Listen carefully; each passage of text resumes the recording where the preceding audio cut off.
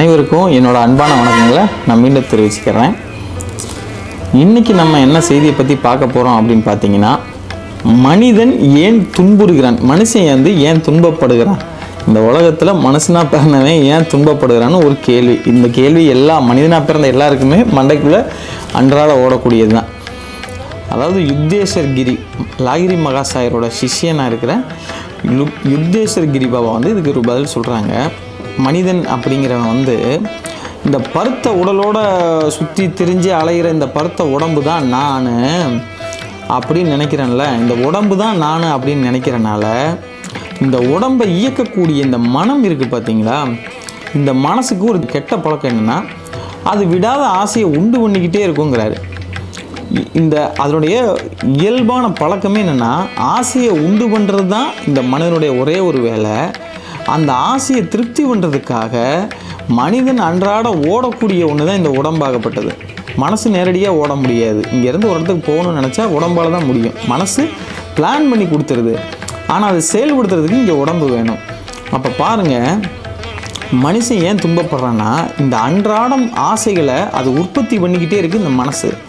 இந்த மனசை திருப்திப்படுத்துறதுக்காக இந்த உடம்பு ஓடி ஓடி ஓடி ஓடி காலங்களெல்லாம் கடந்து கடைசி நோயாளியாகி மரணத்துக்கு போகிற ஒரு சூழ்நிலை வருது.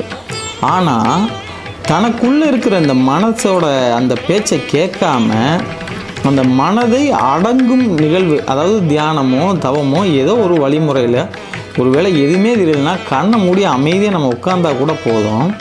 அப்படி உட்காரும்போது அந்த மனம் அடங்கும் சமயம் கிடைக்கக்கூடிய ஒரு சைலன்ஸ் இருக்குது பார்த்தீங்களா, அதை அவர் என்ன சொல்கிறாருன்னா பேரமைதி, அதாவது ஆன்மாவுடைய நிலை அப்படின்னு சொல்கிறாரு.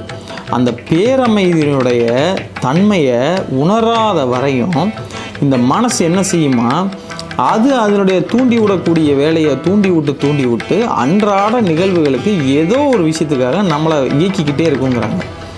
ஆனால் இந்த மனம் அடங்கக்கூடிய செயலாகப்பட்ட தவமோ தியானமோ ஏதோ ஒரு வழிமுறையில் நம்ம போகிறோம்னா, இந்த மனம் ஓடுறதை விட்டுட்டு கவனிக்க பழகிடுமா. அப்போ இது கவனிக்க என்ன செய்யணும்னா, எடுத்த உடனே அப்படியே ஆசைகள் அப்போ டக்குன்னு அதை பற்றி பிடிக்கக்கூடிய எண்ணம் எந்த பொருள்கள் மேலேயோ ஏதோ ஒரு விஷயத்து மேலே வராமல் இதை கவனித்து இது நமக்கு தேவையா தேவையில்லையா, இதுக்கு உண்மையிலே நம்மக்கிட்ட இடம் இருக்கா இல்லையா, இதை வாங்கிட்டு போய் நம்ம பயன்படுத்துமோ படுத்த மாட்டோமான்னு சிந்திக்க தொடங்கிடுமா. இந்த சிந்தனை வராத வரையிலும் அந்த மனம் என்ன செய்யணும்னா, கடந்த காலத்தில் நம்மளை கொன்றோம், நிகழ்காலத்தில் கொண்டுக்கிட்டே இருக்கும், எதிர்காலத்துலேயும் கொல்லக்கூடிய வாய்ப்புகளை அது உண்டாக்கிட்டு இருக்குமா. இதுக்கு ஒரு உதாரணம் என்னென்னா, ஒரு 20 வருஷம் வரைக்கும் ஒரு லோன் எடுக்கிறோம். இந்த லோனை கட்டுறதுக்கு எதிர்காலத்தில் உள்ள 20 வருஷத்தையும் சேர்த்து நம்ம இதுக்குள்ளே அர்ப்பணிக்கிறோம்.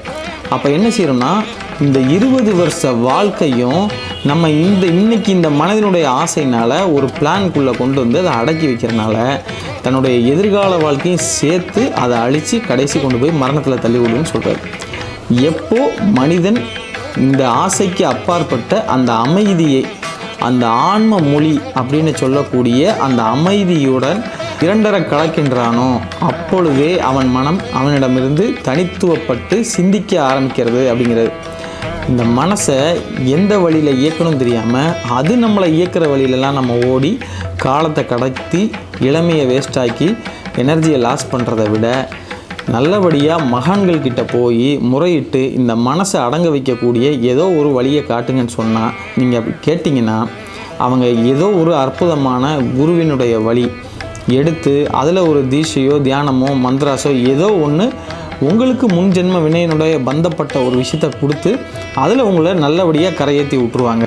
ஆன்ம விழிப்புணர்வு அடைஞ்சி ஞானம் அடையணும், மன ஓட்டத்திலிருந்து இந்த மனம் என்னும் மாயை கடலிலிருந்து கொஞ்சம் நீந்தி வெளியே வரணும் அப்படின்னு எண்ணம் உள்ளவர்களாக இருந்தால் இன்றைக்கே மறக்காமல் உங்களுக்கு பிடிச்ச சித்தர்கள்ட்ட போய் அதை முறையிட்டு அதிலேருந்து வெளியே வரதுக்கு உண்டான முயற்சி எடுங்க.